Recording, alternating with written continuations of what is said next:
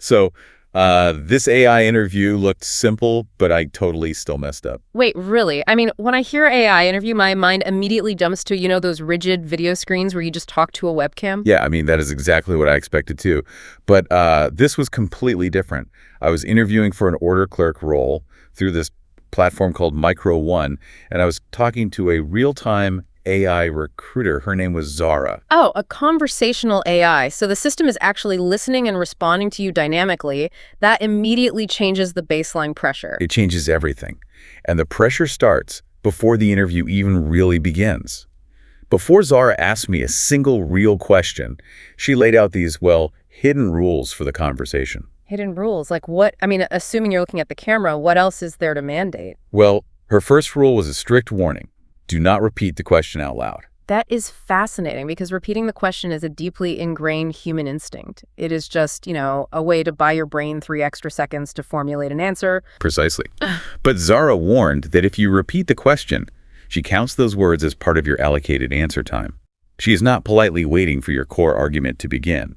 Her algorithms are parsing raw audio the second your microphone detects sound. So you are basically wasting your token limit regurgitating words she just fed to you. Right. And her second rule amplifies that stress tenfold. You cannot stay silent for too long. If you pause to gather your thoughts, Zara assumes you are completely finished speaking and instantly moves on to the next prompt. Oh, wow. So you can't even think for a second. In human conversation, silence just means you are thinking. But an AI relies on voice activity detection. Exactly. If the audio flatlines for a couple of seconds, you literally lose your turn. If you need a moment to process a scenario, you have to vocalize the silence by explicitly saying something like, let me consider the variables for a second. You are basically providing status updates to the system, like processing, please wait. So how did the actual interview kick off with all those strict rules? Well, deceptively normal.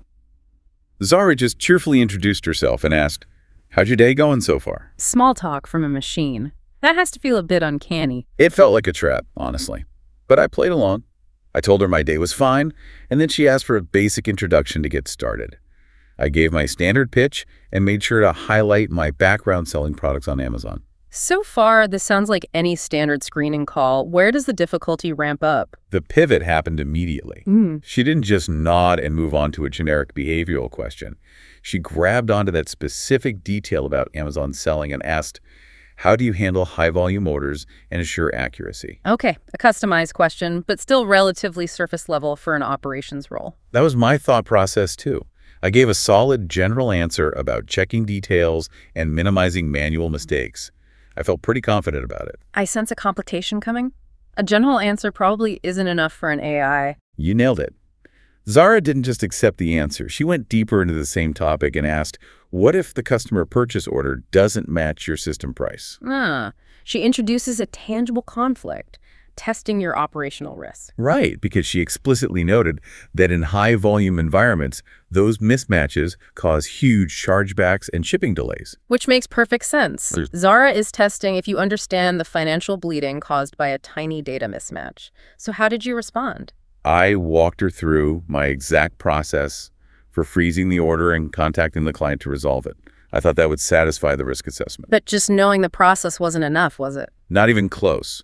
She immediately demanded the technical proof. She asked me to define the exact fields I would include in an order audit log so someone could reconstruct a change later. Oh, wow. So she is testing your structural documentation skill. Yeah, I had to list the specific database fields off the top of my head. Order ID, change type, old versus new values, timestamp, and the approver. That is the operational equivalent of an airplane's black box for customer orders. You need total traceability. Exactly. And she still wasn't done pulling this thread. She introduces Amazon FBA to the mix next. She asks, what if your system doesn't match the warehouse inventory? Chaos. Moving from internal systems to external integration issues. Totally. But she didn't ask how to fix the API. She asked, how do you communicate this discrepancy in writing to the customer while you investigate to prevent them from getting angry? That is a brilliant pivot. She's testing your crisis communication skills in real time. Right. And then she asked how to structure a remote escalation message to another department. I had to explain that it requires a clear ask, a timeline, evidence like warehouse invoices, and a highly professional tone. Because if your message is vague, it just gets ignored and the delay extends. Exactly. So at this point, I felt like I had just run an intellectual marathon. I assumed I had passed the core ops test. But there's another shoe waiting to drop. A massive one. Zara completely shifted the paradigm. She asked, how do you evaluate an AI agent's response? Wait, really? How does evaluating an AI connect to all the operations and customer service stuff you just talked about? Well, it is deeply connected. The whole purpose of the role is training the AI. The AI needs to have the exact same accuracy and customer-ready wording that we just spent 15 minutes discussing. Oh, I see. So you are not just doing the job. You are being evaluated to see if your standards are rigorous enough to train your automated replacement. Exactly. And the final boss-level question from Zara was, how do you document errors so the AI model can actually improve?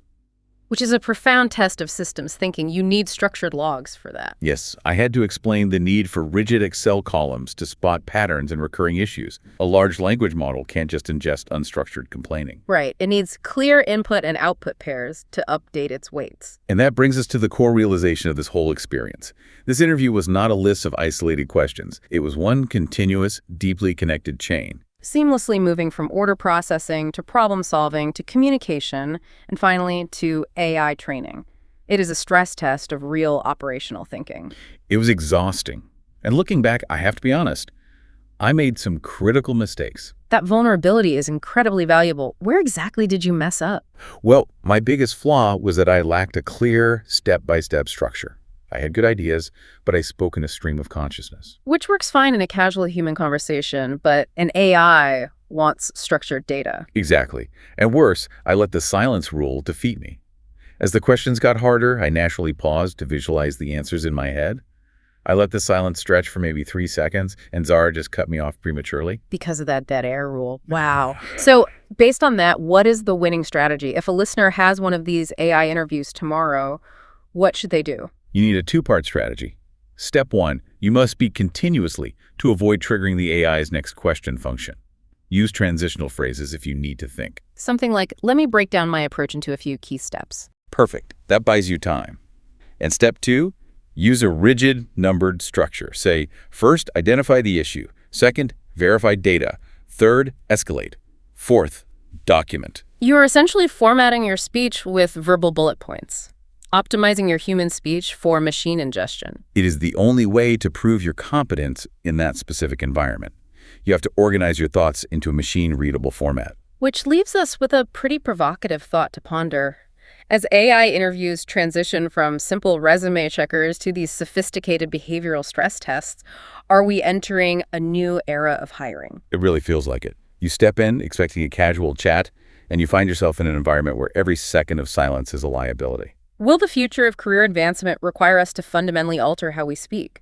Might we have to communicate more like machines just to prove to the algorithms that we are competent humans? It's a wild paradox.